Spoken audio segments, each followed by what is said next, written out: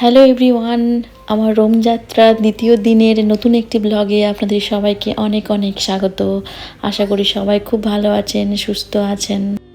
আজকের বারটা ছিল শনিবার, আর ঘড়িতে ওই 8টা সাড়ে 8টার মতো বাজে। আমরা এখন বাসের জন্য অপেক্ষা করছি কলেজিয়াম যাওয়ার জন্য। কত নম্বর বাস আসবে? 916।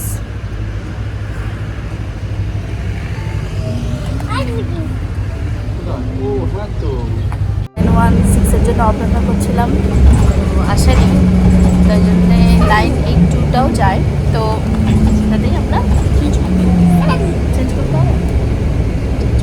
আমাদের রুম থেকে বেরোনোর পরেই বাস স্টপ রয়েছে, তো আমরা ওখান থেকেই বাস ধরেছি কলেজিয়াম যাওয়ার জন্য। তো আজকের ওয়েদার রিপোর্ট অনুযায়ী মেঘলা আর হালকা রোদ রয়েছে, তবে বৃষ্টির সম্ভাবনা খুবই কম। তাই আজকের দিনটা আমরা কলেজিয়াম, রোমান ফরাম, প্যালেন্টাইন হিলে দেওয়ার প্ল্যান করেছি। আমাদের অনেকবার রোমে যাওয়ার প্ল্যান হয়ে ওঠেনি। আসলে আমরা চাইতাম যে রোম ঘোরার জন্য কিছুটা সময় নিয়ে যেতে। আর এই রোমের ইতিহাস সম্বন্ধে সবাই আমরা একটু আধটু তো জানি, আর জানি বলেই দেখার আগ্রহটাও বেশি। আর এটা ভালো করে দেখা, অনুভব করার জন্যই একটু সময় নিয়ে বেরিয়েছি। আর বাস থেকে নেমেই প্রথমে পৌঁছে গেলাম পৃথিবীর 7ম আশ্চর্যতম জিনিসের কাছে। এতদিন শুধু ছবিতে, কার্ডে, টিভিতে দেখেছি, আজকেই দেখার সুযোগ হলো। আমাদের অনলাইনে ভিজিটের টাইম ছিল 9:30টায়, তো আমরা যথারীতি টাইমে পৌঁছে গেছি, তাই আমাদেরকে বেশি লাইনে দাঁড়াতে হয়নি। ক্রিবের জন্য তো ফ্রি ভিজিট ছিল, তাও ওনারা একটা স্পেশাল ডেস্ক থেকে টিকিটের আকারে একটা কার্ড প্রোভাইড করেছিলেন, যেটা সব বাচ্চাদের ক্ষেত্রেই টিকিট হিসাবে ব্যবহার করা হয়, কিংবা আমাদের যখন কখনো চেকিং হচ্ছিল তখন ওই কার্ডটা দেখাতে হচ্ছিল। তো চলুন কলেজিয়ামটা আমরা দেখতে শুরু করি। এই কলেজিয়াম হলো একটি উপবৃত্তাকার অ্যাম্পি থিয়েটার, এখনো পর্যন্ত নির্মিত প্রাচীন বৃহত্তম অ্যাম্পি থিয়েটার, এবং বয়স হওয়ার সত্ত্বেও এখনও এটি বিশ্বের বৃহত্তম স্থায়ী অ্যাম্পি থিয়েটার। আর এই কাঠামো তৈরিতে প্রচুর পরিমাণে উপকরণ ব্যবহার করা হয়েছিল, যেমন চুনযুক্ত পাথর, নরম আগ্নেয় শিলা, ইট, এবং প্রবেশদ্বারের ফিনিশিংয়ের জন্য মার্বেল, এবং মূর্তিগুলো মার্বেলের তৈরি, আর কাঠও ব্যবহার করা হয়েছিল। 217 খ্রিস্টাব্দে ভয়াবহ অগ্নিকাণ্ডে এর কাঠের উপরের স্তরটি নষ্ট হয়ে যায়। 1349 খ্রিস্টাব্দে রোমে ভূমিকম্পর ফলে এর দক্ষিণ দিকের বলয়টি ভেঙে পড়ে, যেটি আমি পরে দেখাচ্ছি। 1453 সালে রোমান সাম্রাজ্যের পতনের পর এটি ক্ষতিগ্রস্ত হয় এবং তারপর লুটপাট চালানো হয়।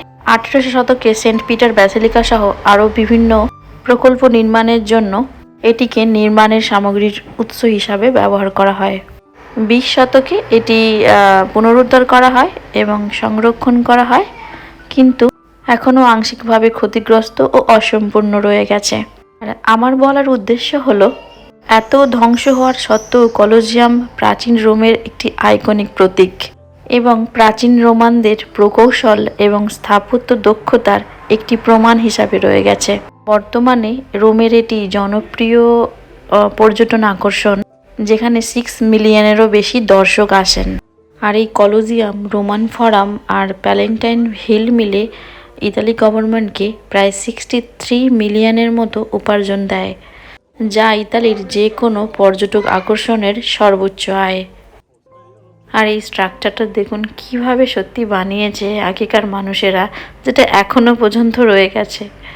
70 থেকে 72 খ্রিস্টাব্দের মধ্যে রোমান সম্রাট ভেসপাসিয়ানের অধীনে এই কলেজিয়াম নির্মাণের কাজ শুরু হয়, এবং সম্পূর্ণ কাঠামোটি 80 খ্রিস্টাব্দে ওনার পুত্র সম্রাট টাইটাস দ্বারা উৎসর্গ করা হয়। এর মধ্যে রয়েছে 80টি প্রবেশপথ, এবং এখানে 50 থেকে 80 হাজারেরও বেশি দর্শক একসাথে বসে খেলা দেখতে পারে। এই কলেজিয়াম যখন প্রথম খোলা হয়েছিল, তখন সম্রাট টাইটাস 100 দিনের একটি গ্ল্যাডিয়েটোরিয়াল গেমসের দ্বারা উদযাপন করেছিলেন। আর এই গেমগুলি হলো নৃশংস এবং রোমাঞ্চকর দৃশ্য, যা রোমান সাম্রাজ্যকে মোহিত করেছিল, যেখানে গ্ল্যাডিয়েটররা প্রায় কৃতদাস বা যুদ্ধবন্দী, তারা একে অপরের সঙ্গে লড়াই করত মৃত্যু পর্যন্ত। এই গেমগুলি ছিল রোমান অভিজাতদের বিনোদনের একটি উল্লেখযোগ্য অংশ। আর এই যে অংশটিতে লোকজন দাঁড়িয়ে আছেন এরিনা, ওখানেই সমস্ত রকমের খেলাগুলো হতো। আর ওই যে নিচের সিটের মতোগুলো দেখতে পাচ্ছেন, ওখানে ধনী সম্প্রদায়ের লোক, মানে রাজা মহারাজা বসতেন। তারা সমস্ত কিছু ফেসিলিটি পেতেন, মানে ওই ভিআইপি ফেসিলিটি। গরিব সম্প্রদায়ের লোকেরা ওই দূরে ওপরে বসতেন। আর এই গেমগুলি হতো গ্ল্যাডিয়েটারদের সঙ্গে গ্ল্যাডিয়েটারদের, আর গ্ল্যাডিয়েটারদের সঙ্গে বন্য পশুদের। আর যে পশুগুলোকে ওনারা আফ্রিকা থেকে আনতো এবং ক্ষুধার্ত অবস্থায় রেখে দিত, যাতে লড়াই করার সময় একদম হিংস্র হয়ে ওঠে। আর বন্য পশুদের সঙ্গে বন্য পশুদের লড়াই করানো হতো। আর সেই লড়াইগুলো সবাই মিলে একসঙ্গে বসে আনন্দ উপভোগ করত। আর এখানে আমাদের চেষ্টা চলছে ক্রিপকে নিয়ে কিছু ফটো তোলার। আর এই যে কলোজিয়ামের উপর থেকে দেখা যাচ্ছে এই প্যালেন্টিয়ান হিল।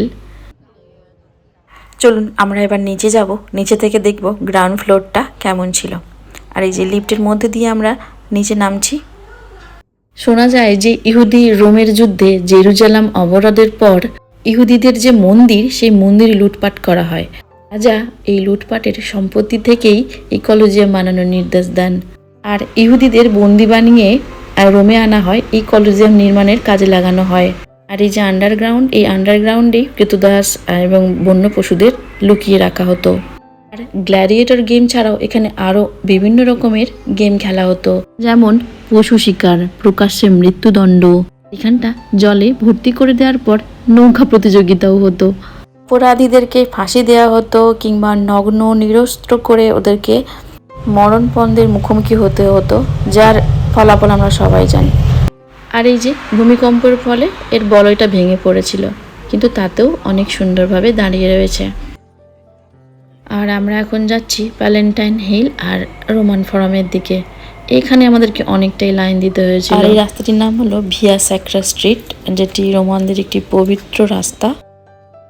যে পিলারগুলো দেখতে পেলেন আগে, ওখানে রোমান মন্দির ছিল আগে। আর এই রাস্তাটি রোমান ফোরামের মধ্যে দিয়ে এগিয়ে গেছে। রোমান ইতিহাস অনুসারে এই রাস্তাটি রোমের অনেক কাজের জন্য জনসমাগম হতো। আর এখান থেকে রাস্তার নির্দেশাবলী দেওয়া আছে, একদিকে রোমান ফোরাম, আর একদিকে প্যালেন্টাইন হিল, আর একদিকে ফার্নিস গার্ডেন। আপনার প্রথমে ফার্নিস গার্ডেনটা দেখে নিই। 1550 সালে আলেসান্দ্রো ফার্নিস এই গার্ডেনগুলো তৈরি করেছিলেন। আর এই বোটানিক্যাল প্রাইভেট বাগানগুলো ছাদের ওপরে বানানো হয়েছিল। রোমান সাম্রাজ্যের ধ্বংসাবশের প্রত্নতাত্ত্বিক খননের ফলে এই বাগানের অনেক অংশই নষ্ট হয়ে যায়, তবে এখনও কিছু অংশ টিকে রয়েছে। এই বাগানটিতে অনেক স্থাপত্য ভাস্কর্যও রয়েছে। আর দেখুন, একদম কমলালেবুতে ভরে গেছে পুরো বাগান। ছাদের ওপর এরকম বাগান বানিয়েছে, ভাবুন একবার। আর এই ছাদ থেকেই রোমান সাম্রাজ্যের ধ্বংসাবশেষ আর কলোজিয়ামের এক দুর্দান্ত দৃশ্য দেখা যায়। আর এই যে দেখুন রোমান সাম্রাজ্যের ধ্বংসাবশেষ। আর উপর থেকে এই ধ্বংসাবশেষ দেখে মনে হচ্ছিল ছোটবেলায় পড়া ইতিহাস বইয়ের পাতায় পাতায় হেঁটে যাচ্ছি। এই ধ্বংসাবশেষের কাছেই আগে যেভাবে রোমান সাম্রাজ্য ছিল তার পুরো ছবিটা দেয়া ছিল।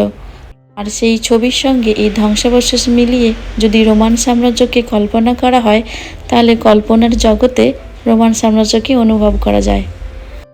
এই রোমান ফোরাম ছিল রোমের দৈনন্দিন জীবনের কেন্দ্রবিন্দু। আর এখান থেকেই কলোজিয়ামের দুর্দান্ত দৃশ্য দেখা যায়। বিজয় মিছিল, নির্বাচনের স্থান, অপরাধমূলক বিচার, জনসাধারণের বক্তৃতা, কোর্ট কাচারি, এমনকি বাজারও এখানে বসত।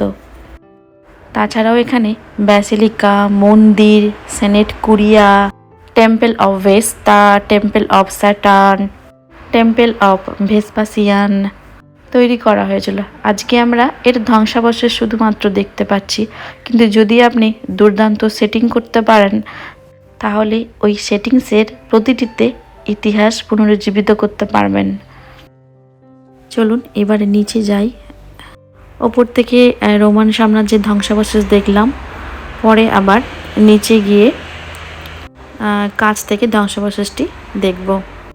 এই জায়গাটি হলো রোমের প্যালেন্টাইন পাহাড়ের ওপরে অবস্থিত একটি ঐতিহাসিক প্রাচীন গ্রামের চিহ্ন। এটি হলো রোমের কিংবদন্তি প্রতিষ্ঠাতা এবং রোমের প্রথম রাজা রোমুলাসের কুঁড়েঘর, যেটি কাসা রোমুলি নামেও পরিচিত। মনে করা হয় এই কুঁড়েঘরগুলি রাজা এবং পুরোহিতদের বাসস্থান এবং বিজয়ের মাতৃতান্ত্রিক মহিলা দেবীর উপাসনা স্থান। এই পবিত্রতা জয়ের দ্বারা নিশ্চিত করা হয়েছে। রোমুলাসের এই কুঁড়েঘরগুলি হলো একটি ছোট্ট এবং বৃত্তাকার কাঠামো এবং ছাদটি সম্ভবত খড় বা নল দিয়ে তৈরি ছিল। এখানে ল্যাটিন ঐতিহ্যবাহী একক রুম বিশিষ্ট কৃষকদেরও কুঁড়েঘর ছিল।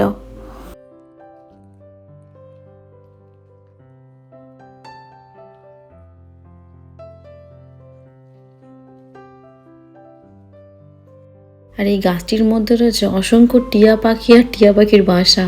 আমরা তো কিছুক্ষণ দাঁড়িয়ে গিয়েছিলাম। আর এখন আমরা যাচ্ছি রোমের প্রাচীন যে শহরগুলির ধ্বংসাবশেষ সেদিকে। প্যালেন্টিয়ান হিল হলো রোমের প্রাচীন 7টি পাহাড়ের মধ্যে মধ্যবর্তী সেটি একটি।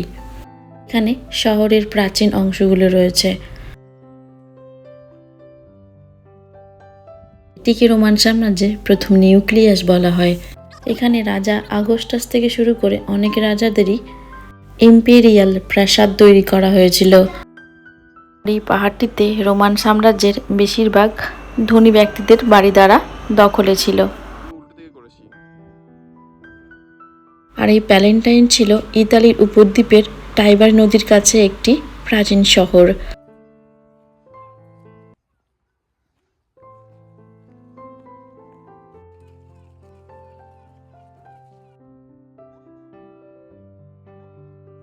এই রোমান সাম্রাজ্য দেখতে দেখতে আমরা খাওয়ার কথাই ভুলে গেছিলাম। তো এখানে একটা স্যান্ডউইচের দোকান দেখে তারপর আমরা সেটা স্যান্ডউইচ কিনে খেলাম।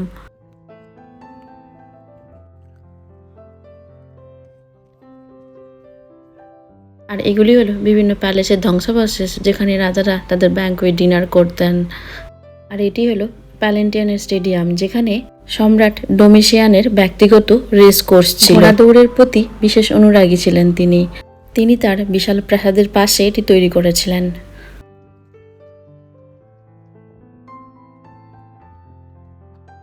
আর আমরা যখন এই গ্রামের মধ্যে দিয়ে হাঁটছিলাম তখন মনে হচ্ছিল আমি সত্যিকারেই এই ধ্বংসাবশেষের মধ্যে দিয়ে হাঁটছি না, একটি গ্রামের মধ্যে দিয়েই হাঁটছি।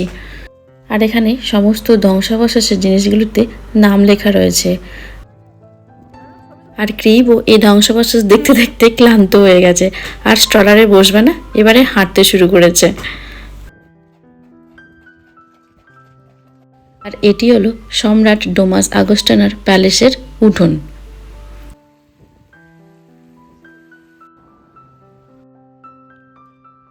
চলুন এবারে আমরা এই রোমান ফরামের দিকে যাই, যেটা আমরা উপর থেকে দেখেছিলাম।